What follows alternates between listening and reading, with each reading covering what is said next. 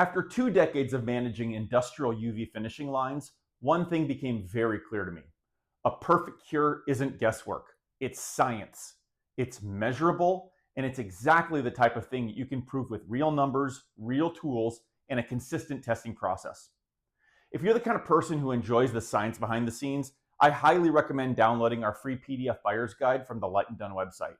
It breaks down everything we're covering today: irradiance, energy density, heat maps, and even a few Amazon UV lights I put to the test.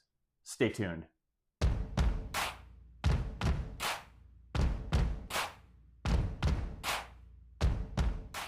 When I designed this testing method, the goal was simple: create a very fair and transparent process that shows exactly how much usable curing energy each light actually delivers. No perfect lab conditions, no glossy marketing tricks, just the kind of environment that you and I work in every day. So today, I'm walking you through this process step by step, because once you understand the test, the results will speak for themselves.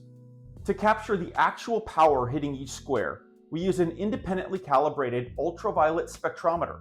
It measures irradiance in microwatts per centimeter squared, a very precise and industry standard unit for UV performance. We start with a 48 by 48 inch plywood panel marked into a grid of 225 squares. Each square measures 3 inches by 3 inches. Each light is then hung above the testing surface at the manufacturer's recommended distance: 24 inches for the Cuvo H24 and 30 inches for the Lite & Core. 36 inches for both the Cuvo H36 and the Lite & Pro. Centering and height matter because accuracy begins with consistency. Every light gets the exact same treatment.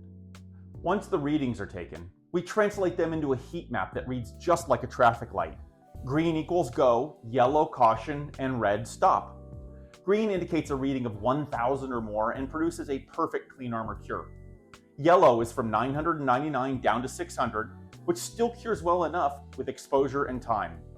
Red is anything below 600, and that will simply not cure clean armor.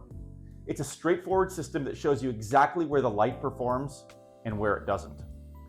There's just one more piece of science that we need to talk about before we get into the results, and that is the inverse square law. It simply means that the closer a UV light is to the surface, the faster the energy increases. In fact, if I move any of our lights just a few inches from my spectrometer, the meter immediately maxes out, and I can't even read the output.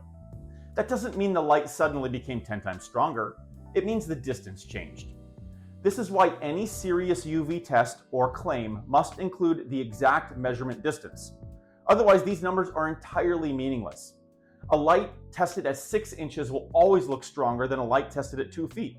So we test every light at the manufacturer's recommended curing distance. Here's why irradiance matters so much. A curing light is only as good as the amount of usable energy it puts into your project. A bright spot directly under the light doesn't help you if everything around it falls into the red zone and doesn't cure. That's why we measure every one of the 225 squares. The consistency of that energy across the grid tells the entire story about how the light performs in real woodworking. Now that you understand the method, let me show you the simplest and most important takeaway from all of this testing.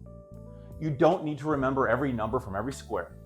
What really matters is how much of your workspace each light can actually cure in square feet. When you reduce it down to this one practical metric, the differences between these lights becomes incredibly clear. Let's start with the Cuvo H36 compared to the Lite & Pro. After measuring all 225 points, the Cuvo H36 provides 6.06 square feet of usable curing area. Under the exact same conditions, the Lite & Pro delivers 9.75 square feet. Same distance, same grid, same spectrometer. The Pro model simply gives you more workspace that actually cures.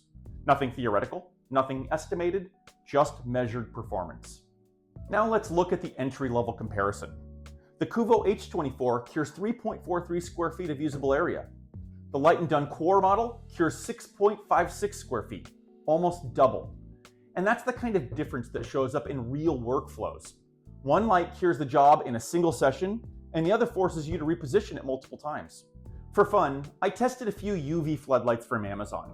Lights that claim to cure resin and even listed a specific wavelength on the box for doing so.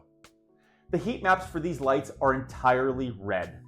It doesn't matter whether the box says 50 watts or 500 watts. Without measurable irradiance, they simply don't produce enough energy to cure any UV resin. So if a company doesn't publish irradiance data, that's usually a sign that the numbers wouldn't help their case, or that they're just trying to pull a fast one over on uninformed consumers. This entire testing process reinforces something that 20 years of UV finishing has taught me, that details matter and that data never lies.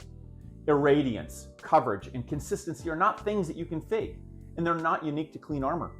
We have tested our lights with Vestine's UV oil, Solarez, and Let's resin, and the results are the same across all of them. Whether you're curing a professional wood finish or a UV-sensitive resin for crafting, a proper cure demands real UV energy delivered evenly across the surface. That's why we've engineered these lights the way we did, built from a finisher's perspective, designed for precision, and tested across every single square inch to outperform any low-energy UV light on the market today. Now that you've seen how the science works, I recommend watching our full head-to-head comparison video next. That video takes these measurements and shows exactly how they translate into real-world results. When you see both the science and the performance side by side, the choice becomes pretty clear. Happy woodworking, and I'll see you in the next video.